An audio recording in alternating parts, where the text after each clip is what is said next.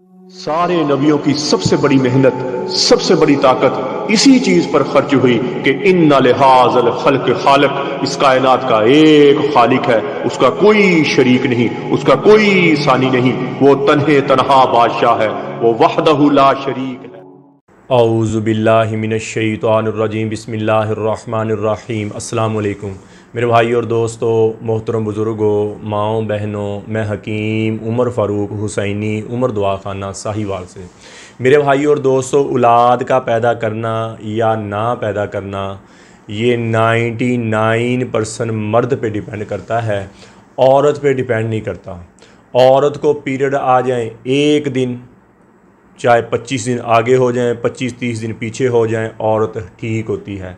हमारा ये अलमिया है, हमारे माशरे का ये अलमिया है कि हम सारा ही नज़ला औरत पे गिरा देते हैं कि इसको औलाद नहीं पैदा होनी, ये औलाद नहीं पैदा कर सकती, ये यूं है। ये कितनी सासें मेरे पास आती हैं और कितनी खामद की बहनें मेरे पास आती हैं और कहती हैं कि आप ये कह दें कि ये मर्द ठीक है, औरत में मसला है।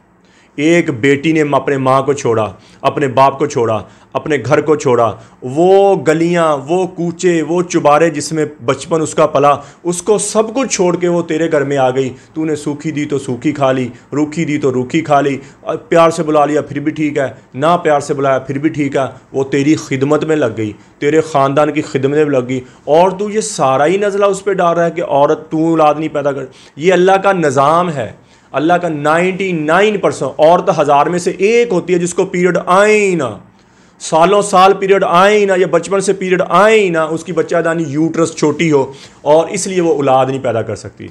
और मर्द जो है उसके जरासीम वीक होते हैं, या उसकी मनी के साथ, लिक्विड के साथ पास सेल आती है जो मनी के साथ निकलती है और औरत के अंडों को मार देती है और मर्द के जरासीमों को मार देती है।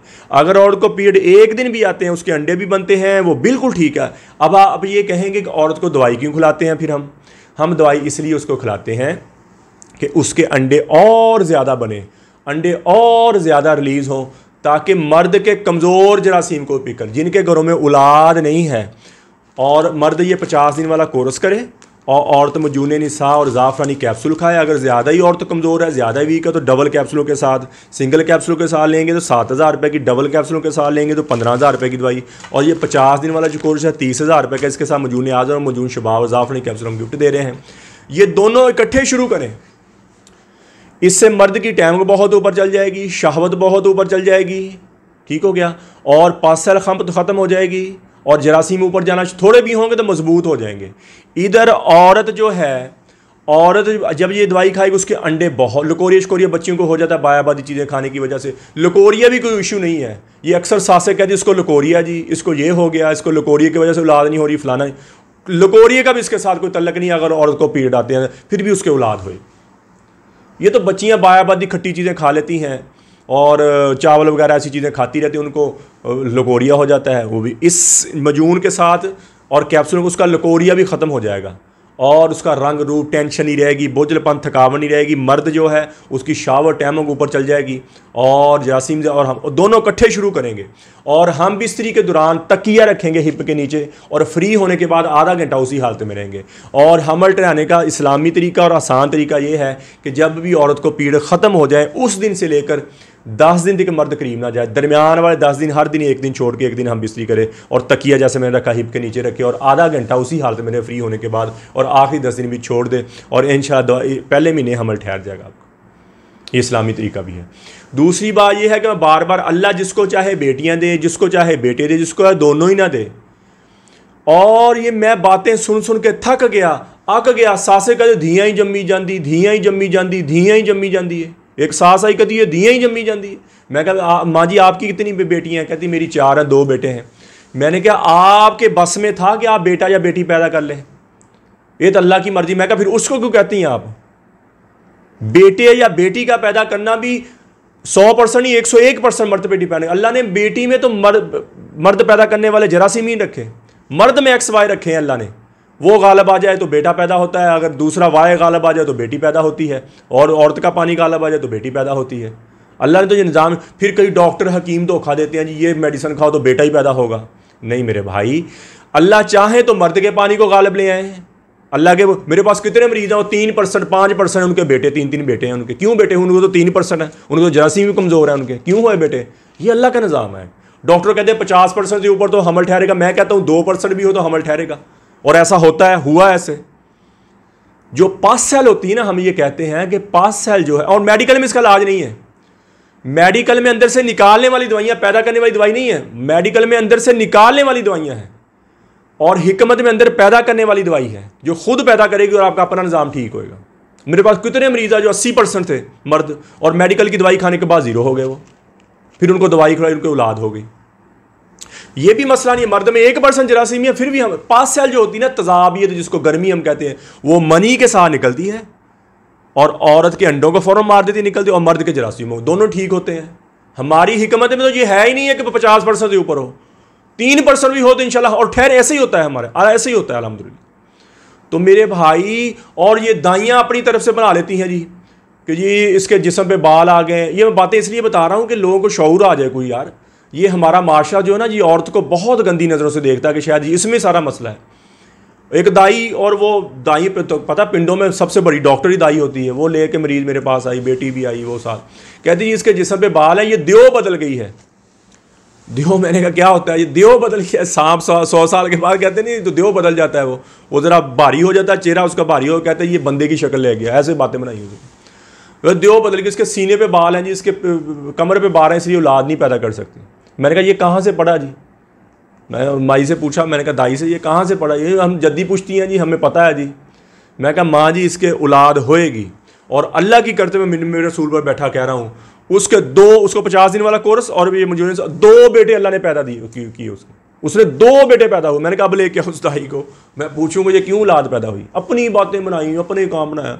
ये औलाद औरत पे जिस्म पे बाल होते हैं, मर्द के भी बाल होते हैं, किसी के ज़्यादा किसी के कम है। ये देव बदल गई, कभी बंदों वाली सिफात आ गई इसमें, अजीब नहीं, बंदों वाली सिफात आ गई इसमें। वो दाई मुझे कहे, मैं कहा बीबी अपना इलम अपने पास रख, और भाई तवीज़ दई जावे उन्होंने फूका फाका मार, मैं फूका परे कर ला मी बाजी माई ये फूका परे कर ला, फूका ना मार इनू, जो मसला है वो देनी। और उसको पीरियड आते थे, और उसकी 90% उसके मर्द की रिपोर्ट नहीं ठीक, 90%। और माएँ आती हैं, सासें जो होती हैं लेके आती हैं और कहती हैं ये नहीं ठीक, ये ऐसे जी, इसको लुको रही है, उसको फलां हो गया जी। और जब मैं रिपोर्ट चेक करता हूँ तो मर्द 90% उसको ठीक नहीं होते, 99% ठीक नहीं होते, 99% ठीक नहीं होते। औरत को पीरियड, मैं बार बार कह रहा हूँ, औरत को पीरियड आ जाए एक दिन, 25 दिन आगे हो जाए, 25 दिन पीछे हो जाए, उसके अंडे भी बढ़ रहे हैं, हार्मोन्स भी बढ़ रहे हैं, हर चीज़ उसकी ठीक है, हर चीज़ उसकी ठीक है, वो औलाद पैदा करेगी, ज़रूर पैदा करेगी।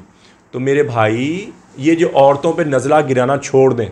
किसी अपनी बेटी है तो कहती मेरा जवाई नहीं ठीक औलाद पैदा करने में, उसको मसला है।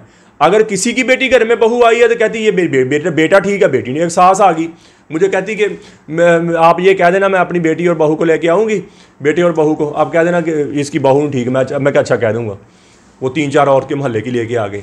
मैंने कहा माई ले आपने बेटे की रिपोर्ट लेके आओ। उसने बेटे की रिपोर्ट दी। मैंने कहा माई तेरा बेटा 99% नील है, ये इसके पल्ले ही कुछ नहीं है, बेटी तो बिल्कुल ठीक है। जब मैंने ये बात कही है ना जी, बेटी के चेहरे पे ना खुशी, आंखों में एक चमक, चेहरे पे खुशी, चेहरे पे रवानगी, चेहरे पे रोशनाई आना शुरू हो गई, चेहरे पे रोशनाई आना शुरू हो गई।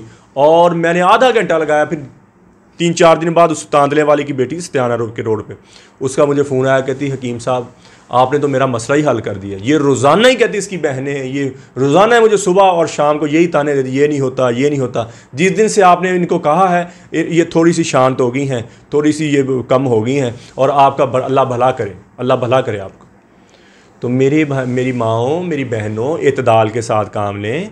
और औलाद का पैदा करना मेडिकल में तो उसका इलाज ही नहीं है, मेडिकल में तो उसका, और 99% मर्द पे डिपेंड का। औरतों को दोष ना दे, उसको पीरियड आते हैं। मैंने कहा 1000 में से 1 औरत होती है जिसको बचपन से पीरियड ना है, यूट्रस का साइज छोटा हो, उसको औलाद नहीं होती। और मर्द भी 1000 में से 1 होता है जिसके अल्लाह की तरफ से डेड भी हो ना, मर्द के डेड भी हो तो फिर भी उसकी औलाद होएगी।